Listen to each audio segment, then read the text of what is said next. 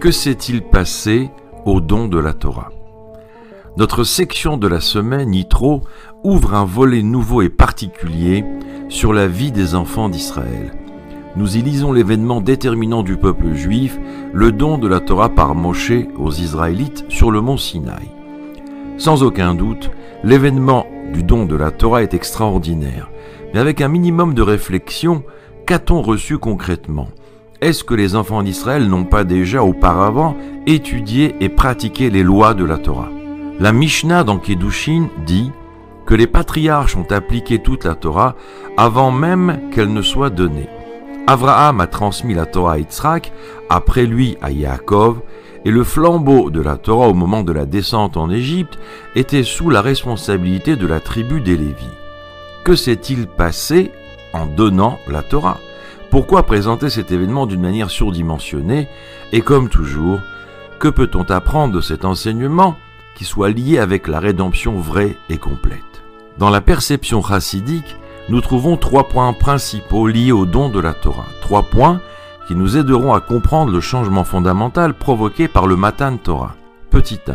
La connexion des sphères supérieures avec les sphères inférieures. Jusqu'au Matan Torah, il y avait un décalage entre les mondes supérieurs, donc spirituels, et les mondes inférieurs physiques. La pratique de la Torah par les patriarches était faite sous la forme d'une méditation spirituelle. À leur époque, la sainteté spirituelle de la Torah n'avait pas la capacité de s'unir et d'imprégner le monde matériel. Par exemple, lorsque Yaakov applique l'injonction des phylactères, les téphilines, ils étaient sous la forme de morceaux de bois. Après l'utilisation de ces morceaux de bois, il était possible de les jeter, car la sainteté ne résidait pas dans ces morceaux de bois ainsi que dans le monde. Lors du don de la Torah, tout va changer. Les limites vont disparaître et l'action physique, avec des éléments matériels, pourra être imbibée de la sainteté spirituelle infinie. Par exemple, on pourra faire l'abattage d'une vache, tanner sa peau et écrire une mezouza. La peau de la vache, mise au service du spirituel de la Torah, va atteindre un vrai niveau de kedusha, de sainteté. C'est ainsi que l'on peut sanctifier le monde et l'homme, tous deux deviennent une résidence pour Dieu. Deuxièmement, la transmission d'un domaine vers un autre domaine. Lors du don de la Torah, la propriété de celle-ci, pour ainsi dire, fut transmise au peuple d'Israël. Notre peuple a la capacité d'exposer des nouveautés sur la Torah, ainsi que de rajouter certains éléments qui nous permettent de mieux la pratiquer. Cette propriété de la Torah, octroyée aux enfants d'Israël, possède un vrai sens, au point que lorsqu'il existe une controverse entre ce que l'on appelle dans les livres l'avis des sages sur terre et la perception du même sujet par des sages qui évoluent dans des sphères spirituelles, un tribunal terrestre pourra ainsi dire conclure une injonction ou une conduite qui impliquerait l'ensemble de la communauté. Et cela, même si cette conclusion est contraire à la perception de certains sages qui évoluent dans un monde spirituel, en précisant que la Torah n'est pas dans le ciel, soulignant ainsi l'aspect effectif de la Torah ici-bas, dans ce monde. Troisièmement, l'étude de la Torah, la valeur intrinsèque de celle-ci. Avec la révélation de la Torah, on nous a donné la possibilité de relier le juif dans le monde physique avec le Tout-Puissant lui-même, par son étude.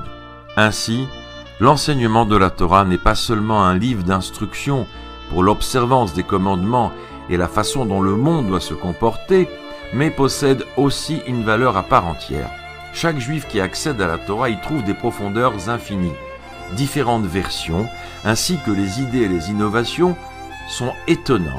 Même de nouvelles découvertes ou événements scientifiques dans le monde trouvent leur place et proviennent de la Torah. Les multiples facettes et profondeurs illimitées de la Torah s'expriment sous la forme de son écriture. Nachmanide explique que dans le parchemin de la Torah, il n'y a pas de voyelles imprimées, et ce, pour ne pas limiter la profondeur de la langue. Si le parchemin de la Torah était ponctué de voyelles, nous serions sans aucun doute limités à une seule interprétation des textes. Mais un juif n'étudie pas la Torah seulement pour le bien de l'esprit, de sa sagesse. Un juif ne sacrifie pas des heures, des nuits et des jours pour pratiquer la Torah uniquement pour son ascension intellectuelle. Un juif apprend la Torah pour sa connexion spirituelle avec le Créateur afin d'unir complètement son âme avec Dieu. Cela est déjà implicite dans le premier commandement qui s'ouvre sur les mots « Je suis l'Éternel ton Dieu ». Le Tout-Puissant a choisi d'utiliser le mot égyptien « Anochi » plutôt que « je » dans la langue sainte. Nombreux sont les commentateurs qui ont trouvé des indices par rapport à cette formulation, stipulant sous la forme d'acrostiche que Dieu a donné sa plus grande profondeur dans la Torah. La Torah est, tel que le Tanya l'explique, la sagesse et la volonté du Tout-Puissant. La volonté de l'homme est l'expression de sa personne elle-même, qui conduit à ses émotions et à ses pensées. En donnant la Torah, le Tout-Puissant a dévoilé et transmis aux Israélites la Torah telle qu'elle est avec lui, dans son unicité, mais de sorte qu'elle soit habillée dans des mots et des notions matérielles fidèles à la perception de notre monde. Mais puisque le Tout-Puissant est infini et sans limite, sa sagesse et sa volonté aussi le sont. La Torah est infinie et illimitée. En étudiant la Torah, mais surtout dans l'effort de la compréhension, on découvre des facettes supplémentaires de son enseignement, que ce soit dans l'étude ésotérique ou dans l'étude législative.